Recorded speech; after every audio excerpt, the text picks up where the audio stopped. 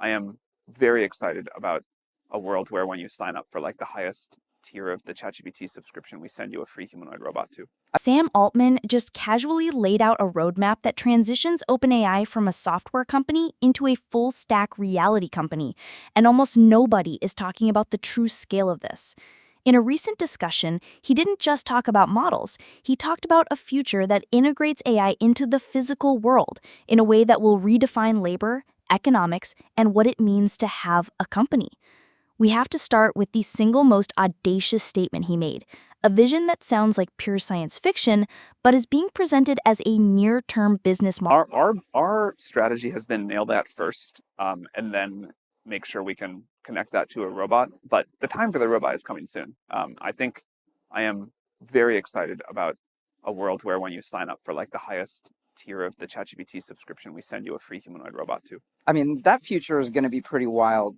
Being able to have robots that do real work in the real world. I think we're not that far away now. The mechanical engineering of robots has been quite difficult, and the sort of AI for the cognitive part has been quite difficult too. But it feels within grasp, and I think in a few years, robots will start to do super useful stuff. Making a billion robots is still going to take a while, but I don't know. I'm interested in the question of how many robots do you need to fully automate the supply chain? Like if you make a million humanoid robots the old-fashioned way, can they run the entire supply chain? Drive the mining equipment, like drive the container ships, run the, foundries and make the new robots. And then maybe like you actually can get a lot of robots in the world quickly. Let's be perfectly clear about what we just heard. He said your top-tier ChatGPT subscription could one day come with a free humanoid robot. This isn't a gadget, it isn't a gimmick. This is a strategic move to directly link the world's leading intelligence layer with a physical labor layer. OpenAI isn't just building an AGI, they're building the operating system for a robotic workforce. He's talking about automating the entire supply chain, from mining to manufacturing. The implication is staggering. OpenAI's business model isn't just about selling intelligence, it's about selling automated labor as a service. This positions them not as a competitor to Google, but as a competitor to the entire human labor market. But a robot is just a vessel.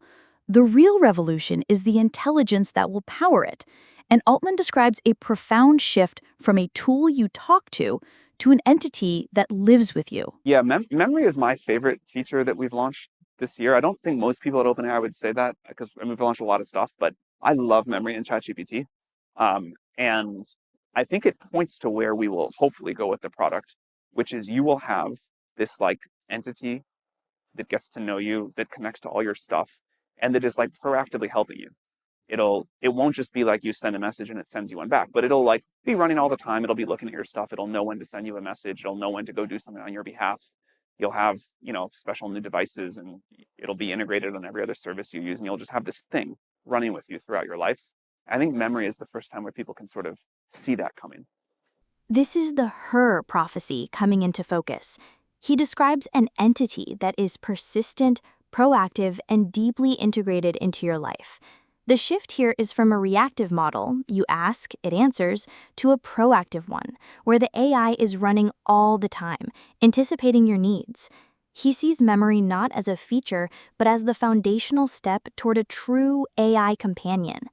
When you combine this always-on, personalized entity with the humanoid robot we just talked about, you get the blueprint for a true AI agent that can operate on your behalf in both the digital and physical realms. This isn't just a better search engine, it's the evolution of personal computing itself.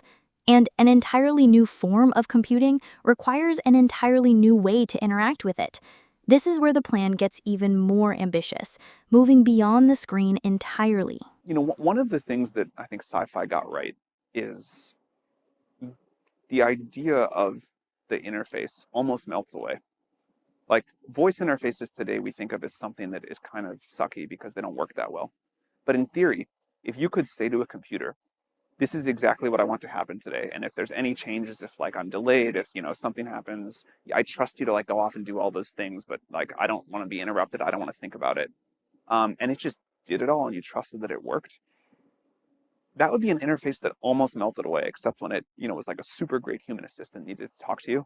But you would be like really thrilled. When I like use my phone today, I feel like I am like walking down Times Square in New York, getting like bumped into by people. I love my phone. It's an incredible piece of technology, but it's like notification here, this thing happening, this thing popping up, like bright colors, like all kinds of flashing things at me. It's just stressful. And I can imagine an interface where the computer mostly melts away. The interface melts away. This is the end game for human-computer interaction, and it's why bringing someone like Jony Ive into the fold makes perfect sense. We're talking about the third great interface revolution, after the mouse and the touchscreen.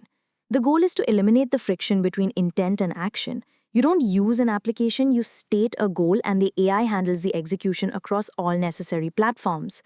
This completely changes the definition of software. If the AI is the interface, then traditional apps and programs become obsolete artifacts. The entire B2B SaaS industry is built on creating specific interfaces for specific tasks.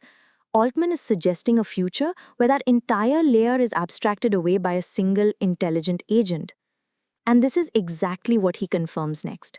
He essentially signs the death warrant for the traditional software model as we know it. What if in the future you had your, underlying database, you have an API layer that is, your access control and enforces your business logic, and then the interface is the LLM. Like your computer is literally, the agent, and you have just-in-time software. Yeah, They're like complex flows.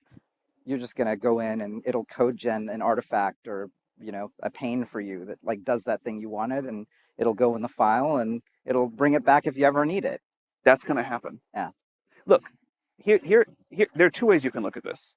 First of all, assume you all are like starting startups or have started startups, thinking about starting startups. This is the best fucking time ever in the history of technology, ever, period, to start a company. Yeah, this is.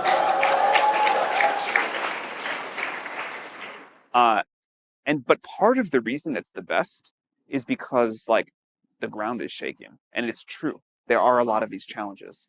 Just-in-time software. This is one of the most disruptive concepts discussed.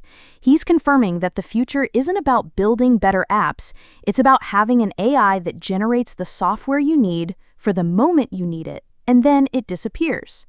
Every workflow, every dashboard, every tool is ephemeral, created on the fly by the agent. This isn't an iteration, it's a demolition of the entire software industry's foundation. The value shifts from the software itself to the underlying data, the business logic, and the intelligence of the agent that can manipulate it. This is why he says the ground is shaking. It's a fundamental paradigm shift. When you combine this just-in-time software with a proactive AI companion, the consequence is a radical rebalancing of power away from large organizations and toward the individual. And the whole point of it is that one person can do way more than they could before. And this has been going on for a long, long time, each generation. Certainly, I mean, if you compare a person today from a person 100 or 1,000 years ago, one person is incredibly more capable. And the kind of like social contract is that you put something, you build the next layer of the scaffolding. But what someone can do now with this new set of tools, with this, this new layer that's been built in, is pretty incredible. And I think one of the things that will feel most different about these next 10 years versus these last 10 years is how much a single person or a small group of people with a lot of agency can get done. And that is a bigger deal than it sounds like, because coordination costs are huge. And when we can empower people with more knowledge, more tools, more resources, whatever, I think we won't just see like a little bit more stuff get built, but because of these kind of coordination costs across people, we'll see like a real step change. So this is the societal endgame, the amplification of individual agency to an unprecedented degree. Altman pinpoints coordination costs as the massive friction that holds back progress. AI agents capable of managing complex tasks and generating their own tools will dissolve that friction. A single person will be able to orchestrate resources and execute on a scale that currently requires a large corporation. This is the emergence of the one-person billion-dollar company, not as an exception, but potentially as a new norm. It completely changes our ideas about careers, companies, and economic value. The future belongs to individuals with vision and agency, amplified by AI. But none of this happens by accident. This entire multi-decade vision of robots, agents, and new interfaces was built on a foundation of extreme, world-class conviction, especially when everyone, including his heroes, told him he was wrong. It is hard to have conviction in the face of a lot of other people telling you you're wrong. And I think people who say it's easy are not being honest. It gets easier over time. But like I remember one time, I can say this one because it got publicized, not early, a few years into OpenAI, where Elon sent us this really mean email. We'd been working together for a while and said we had a 0% chance of success. Like not 0.10, that we were totally failing. We had showed him like GPT-1 recently. He was like, this is crap. It's not going to work. It doesn't make sense. And he was really a hero of mine at the time. And I remember going home that night and being like, what if he's right? Like, this fucking sucks. You know, you're working so hard on this thing. Like, you're pouring your life force into it. And you have these people who are smart and that you look up to, and they say, you are totally wrong. This story is crucial because it contextualizes everything. The path to building proactive agents and humanoid robots isn't just a technical challenge, it's a psychological one. Getting an email from Elon Musk, of all people, saying you have a 0% chance of success is a moment that would break most founders. This reveals the true nature of building the future. It requires an almost irrational level of conviction to push through ridicule and doubt from the very people you admire. Without that resilience, the ideas we just discussed would have remained science fiction. The lesson here is that the most transformative technologies are born from a willingness to be seen as completely and utterly wrong for a very long time. So where does this leave us? The vision is clear: a world of personalized, proactive AI agents operating through invisible interfaces, generating software on the fly, and inhabiting a physical robotic workforce. The real question is not if this is coming, but what it means when a single company provides the intelligence, the interface, and the labor for the entire planet.